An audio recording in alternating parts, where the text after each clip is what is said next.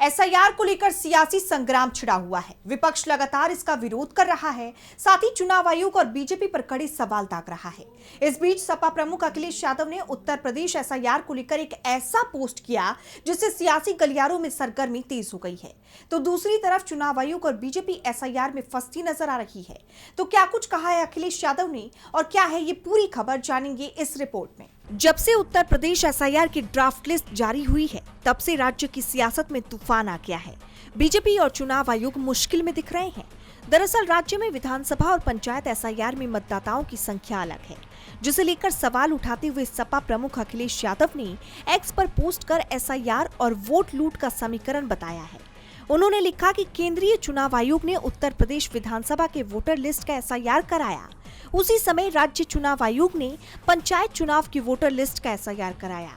दोनों एसआईआर हर जगह समान बीएलओस ने ही किया।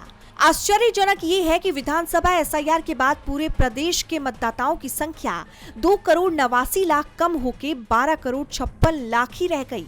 वहीं पंचायत एसआईआर के बाद ग्रामीण मतदाताओं की संख्या 40 लाख बढ़ के 12,69,00,000 हो गई। सीधा सवाल चुनाव आयोग से है कि बताइए दोनों में कौन सा एसआईआर सही है, क्योंकि दोनों आंकड़े एक साथ सही नहीं हो सकते। बीजेपी के दबाव में आप वोट लूट का इलेक्शन इक्वल करना भूल गए और आपकी पोल पूरी तरह से खुल गई। अखिलेश के इस ट्वीट के बाद चुनाव आयोग और बीजेपी में हड़कंप मच गया है और दोनों पर सवालों की बौछार हो रही है। आपको याद होगा बीते दिन भी अपनी प्रेस कॉन्फ्रेंस में अखिलेश यादव ने बीजेपी पर तंज कसते हुए कहा था कि जैसे ही ड्राफ्ट वोटर लिस्ट सामने आई, वैसे ही मेरी आशंकाएं सच साबित होती दिख रही हैं।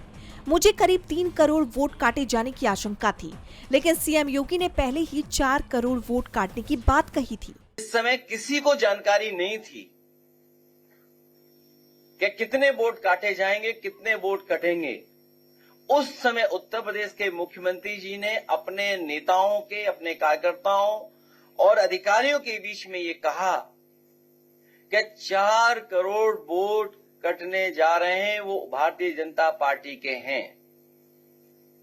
उनकी स्पीच आर्काइव में है, सबके पास है, सबने। अखिलेश यादव ने सवाल उठाते हुए कहा कि जब पहले से ये आंकड़ा तय कर लिया गया था, तो ये पूरी प्रक्रिया कितनी निष्पक्ष है। अब देखना ये होगा कि अखिलेश के आरोपों पर बीजेपी क्या सफाई देती है। डीबी लाइव की रिपोर्ट। हमारे चैनल से जुड़े रहने के लिए YouTube पर टाइप करें डीबी लाइव, सब्सक्राइब बटन को क्लिक करें और बेल आइकन को दबाना न भूलें, ताकि खबरें आप तक पहुंचती रहें। देखते रहिए डीबी लाइव, क्योंकि यहाँ हैं खबरें लगातार।